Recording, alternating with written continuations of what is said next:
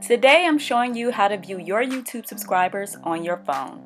Go to your Chrome browser or Safari and log into your YouTube page.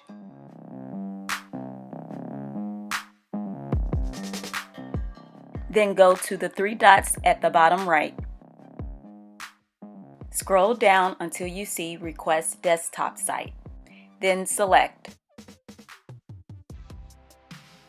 Once everything is viewable, you'll then go to your profile picture over here in the right corner and select it.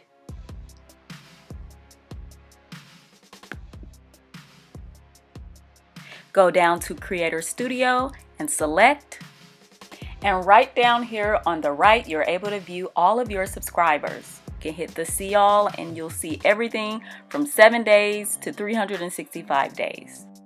That wraps it up. Thank you so much for tuning in. Don't forget to like, comment, and subscribe. See you next time.